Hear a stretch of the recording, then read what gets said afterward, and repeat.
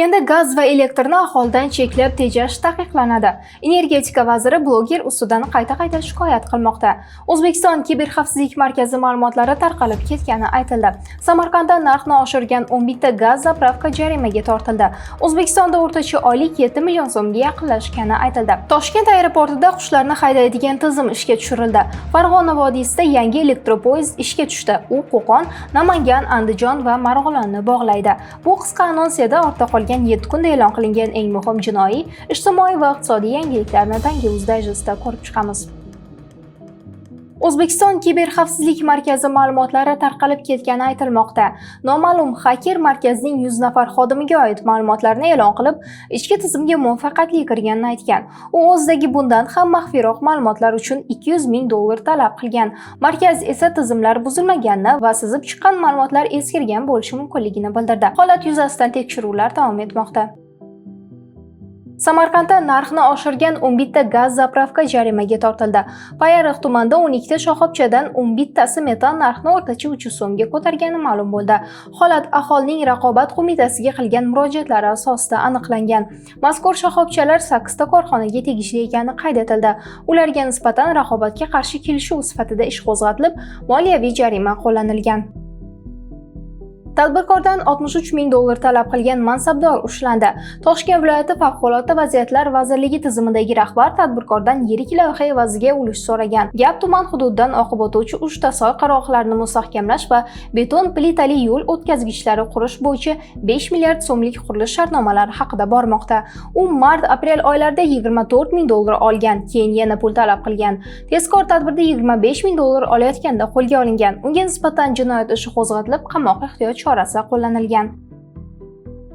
Andijonda yer savdosi ortidan mahalla raisi va hokim yordamchisi ushlandi. Ikkalasi til biriktirib davlat mulki bo'lgan 30 sotix yerni Andijon shaharlik shaxsga sotmoqchi bo'lishdi. Yerning bir qismini noturar, qolganini turar joy toifasiga o'zgartirib berish va'da qilingan. Buning evaziga $60,000 talab qilingan. Tezkor tadbirda 31 ming olayotgan vaqtda qo'lga olingan. Hozirda ular ustidan jinoyat ishi qo'zg'atilib, tergov davom etmoqda. Samarqandda bank xodimi mijoz kreditidan 33 million so'mni o'zlashtirgani aniqlandi. Oqdaryo tumanida bank mutaxassisi fuqaroning ishonchiga kirib, kredit ajratishni va'da qilgan. U mijoz nomiga 50 million so'm kredit rasmiylashtirib, bank sizga 17 million ajratgan deb aytgan. Qolgan 33 millionni naqdlashtirib, o'z ehtiyojlari uchun ishlatgan. Tekshiruv davomida ushbu mablag' qaytarilgani ma'lum qilindi. Holat yuzasidan firibgarlik moddasi bilan jinoyat ishi qo'zg'atilgan. Navoiydagi arxeologiya yodgorligida noqonuniy oltin qazib olindi. Sarmishsoy darasida bu holat ortidan 111 milliard so'mdan ortiq zarar yetkazilgan. Toshkentlik shaxs 6 gektar yerda 19 ishchi bilan noqonuniy qazish ishlari olib borgan. Tezkor tadbirda oltinli qum, kimyoviy moddalar va maxsus uskunalar musodara qilindi. Shuningdek, yuk mashinalari va texnikalar jarima maydoniga joylashtirilgan. Holat yuzasidan jinoyat ishi qo'zg'atilib, tergov davom etmoqda. Telegramda zararli APK sotgan shaxs ushlandi. Chirchiqlik 2005-yilda tug'ilgan fuqaro zararli dasturlarni sotib kelgan. U APKlarni 100-300 ming so'mga yaqin 10 ta foydalanuvchiga sotgan. Dasturlar orqali Telegram akkauntlarga kirish va pul mablag'larini o'zlashtirish mumkin bo'lgan. U xaridorlarga texnik yordam ko'rsatib kelgan. Holat yuzasidan jinoyat ishi qo'zg'atilib, tergov davom etmoqda. Sirdaryoda soliq xodimi pora bilan ushlandi. U MChJ go'yoki 1 milliard so'mdan ortiq tushumni yashirgan deb 145 million so'mlik jarimani sun'iy hisoblagan. Jarimani qo'llamaslik evaziga esa korxona rahbaridan 10 million so'mlik tilla taqinchoq olgan. Holat DXX va boshqa idoralar hamkorligida aniqlangan. Mansabdor ashyoviy dalillar bilan qo'lga olingan. Unga nisbatan jinoyat ishi qo'zg'atilib, tergov olib borilmoqda. Andijonda haj bilan bog'liq firibgarlik fosh etildi. Asaka tumanida yashovchi shaxs fuqarolarni hajga yuborishni va'da qilgan. U 2 kishi uchun jami $18,000 talab qilgan. Tezkor tadbirda $9,000 olayotgan vaqtida qo'lga olingan. Holat DXX va departament hamkorligida aniqlangan. Unga nisbatan jinoyat ishi qo'zg'atilib, tergov davom etmoqda. Endi podyezdlar haftasiga kamida 1 marta tozalanishi shart. Adliya vazirligi ko'p qavatli uylarni saqlash va ulardan foydalanish qoidalarini davlat ro'yxatidan o'tkazdi. Unga ko'ra, boshqaruv organlari uylarning texnik holati uchun to'liq javobgar bo'ladi. Liftlar, kameralar va domofonlar doimiy soz holatda saqlanishi shart. Shuningdek, kirish yo'laklari va lift xonalari haftasiga 1 marta tozalanishi belgilandi. Uyda shovqin darajasi belgilangan me'yorlardan oshmasligi kerak. Toshkent aeroportida qushlarni haydaydigan tizim ishga tushirildi. Yangi tizim qushlarni aniqlash, kuzatish va haydashni avtomatik tarzda bajaradi. U parvozlar xavfsizligini oshirish va inson omilini kamaytirishga qaratilgan. Kameralar qushlarni kunduzi 1000 metr, tunda 400 metrgacha masofada aniqlaydi. Qushlarni haydash uchun o'zgaruvchan ovoz va ultratovush signallari qo'llaniladi. Tizim bir vaqtning o'zida 256 tagacha qushni kuzatib, xavfsiz hududga yo'naltira olishi aytilmoqda. Samarqandda 1-maydan jamoat transporti narxi oshirildi. Naqd to'lovda yo'l haqi 4000 so'm etib belgilandi. Bu amaldagi tarifga nisbatan 1000 so'mga ko'proq. Transport yoki bank kartasi orqali to'lov esa 2000 so'mligicha qoladi. Shuningdek, transport harakati soat 22:00 gacha uzaytiriladi. Turistik yo'nalishlarda 24 soat ishlaydi. Yaqin kunlarda naqd to'lovni to'liq bekor qilish rejalashtirilgan. Rossiyada yuk tashuvchi haydovchilarning qolish muddati uzaytirildi. Endi xalqaro haydovchilar yil davomida amaldagi 90 kun o'rniga 180 kungacha qolishi mumkin. Yangi tartib vizasiz kiradigan professional haydovchilarga tegishli. Buning uchun maxsus ariza topshirish talab etiladi. Qoidalar MDH davlatlari va Gruziya fuqarolariga tatbiq etiladi. O'zgarishlar 2026-yil 30-iyundan kuchga kiradi. Rossiyada o'zbekistonliklar uchun chorvachilik yerlari ajratilishi mumkin. Irkutsk viloyatida qoramol boqish uchun qishloq xo'jaligi yerlarini berish taklifi ko'rib chiqilmoqda. Loyiha o'zbekistonlik investorlar ishtirokida amalga oshirilishi reja qilinmoqda. Yetishtirilgan mahsulotlar Rossiya hududi va O'zbekistonga yetkazib beriladi. Tomonlar o'rtasida savdo uyi ochish va logistika markazi yaratish ham muhokamada. O'zbekistonliklar Fransiya uzumzorlarida ishlashga jalb qilinadi. Dastlab pilot loyiha doirasida 50 nafar fuqaro yoz oylaridan ishga yuboriladi. Shuningdek, Ta'lim plus ish dasturi doirasida restoran sohasida o'qish va ishlash imkoniyati yaratiladi. Nomzodlarni tanlash va ishga joylashtirish Select Recruiting Service orqali amalga oshiriladi. Tomonlar bandlik va migratsiya bo'yicha hamkorlikni kengaytirishni rejalamoqda. O'zbekistonda eng ko'p tug'ilish Surxondaryo va Qashqadaryoda qayd etildi. 2025-yilda tug'ilish ko'rsatkichi har 1000 aholiga 23 tani tashkil etdi. Solishtirish uchun bu daraja Rossiyada 8 ta, Moldova va Ozarbayjonda 10 ta, Qozog'istonda 18 tani ko'rsatadi. Hududlar kesimida Surxondaryo va Qashqadaryo yetakchilik qilayotgan bo'lsa, eng past ko'rsatkich Toshkent shahri va Qoraqalpog'istonda qayd etilgan. Umuman olganda mamlakatda tug'ilish darajasi o'rtacha toifani ko'rsatmoqda. Farg'ona vodiysida yangi elektropoyezd ishga tushdi. Qo'qon, Namangan, Andijon va Marg'ilonni bog'lovchi yangi yo'nalish yo'lga qo'yildi. Poyezd 6 vagondan iborat bo'lib, 586 yo'lovchiga mo'ljallangan. U soatiga 120 km tezlikda harakatlanadi. Chipta narxi 15 ming so'm etib belgilangan. Kuniga 1,5 ming, yiliga qariyb 600 ming yo'lovchiga xizmat ko'rsatishi kutilmoqda. Vagonlar Wi-Fi, konditsioner, USB portlar va video kuzatuv tizimi bilan jihozlangan. Energetika vaziri bloger Otabek Bakirov ustidan shikoyat qildi. Blogerning 2024-yildagi postlarida metan zapravkalardagi navbatlar, elektr va gaz ta'minotidagi uzilishlar va Avto24 ilovasidagi ma'lumotlar tanqid qilingan va bu tekshiruvga sabab bo'lgan. Avval bu holat bo'yicha jinoyat ishi qo'zg'atish rad etilgandi, biroq prokuratura qarorini bekor qilib ishni qayta ko'rib chiqishga yuborgan. Otabek Bakirov esa agar vazirning shunaqa energiyasi bo'lsa, uni energetik barqarorlik uchun, yetishmovchilik uchun, defitsitni bartaraf qilish uchun sarflaganda biz boshqacharoq makonda yashayotgan bo'lardik, deb aytdi.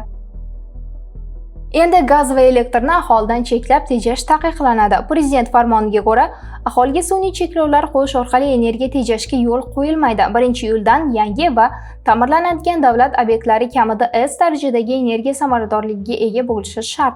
Energiya sarfi yuqori bo'lgan obyektlarda maxsus samaradorlik dasturlari joriy etiladi. Shuningdek, sun'iy intellekt asosida energiya iste'molini tahlil qilish tizimi yo'lga qo'yiladi. Mamlakatda energiya samaradorligi farovon hayot garovi umummilliy harakati boshlanadi.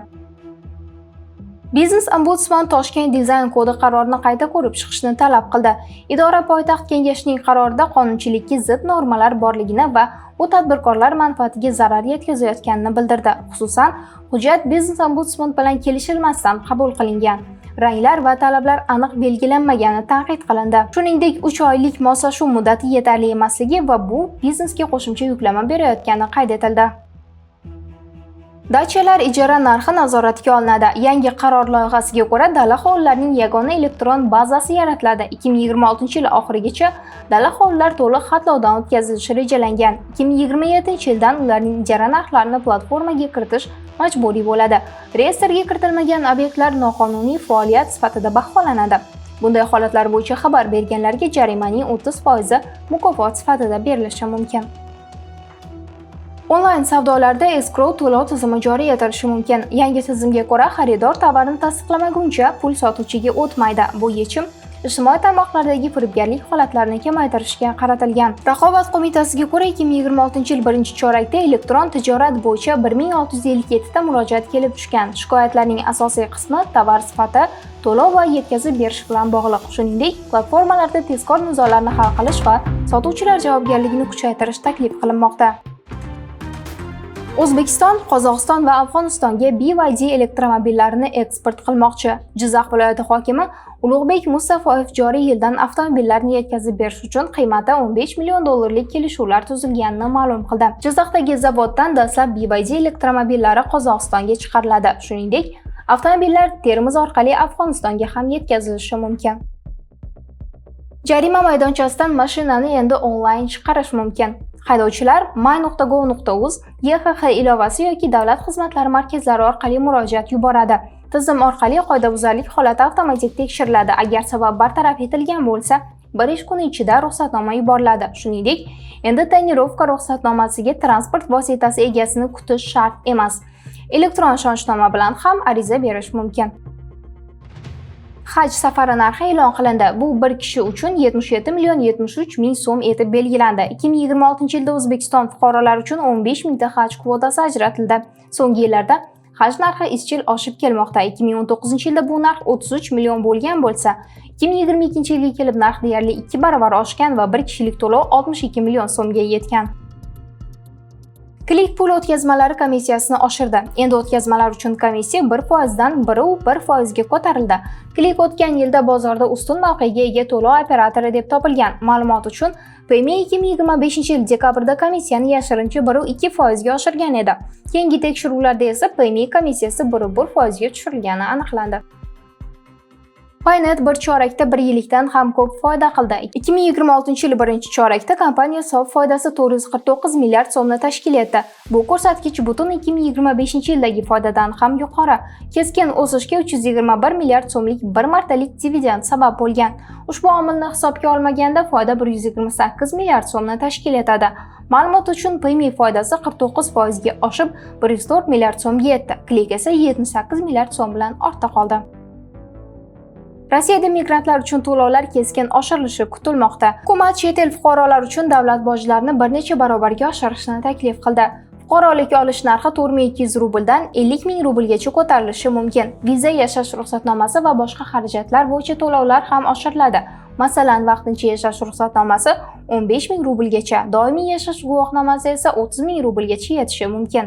O'zgarishlar ichki ishlar tizimi xarajatlari oshgani bilan izohlanmoqda. O'zbekistonda o'rtacha oylik 7 million so'mga yaqinlashgani aytildi. Bank sug'urta sohasida ishlovchilar eng katta maosh olmoqda, 18 million 600 ming so'm.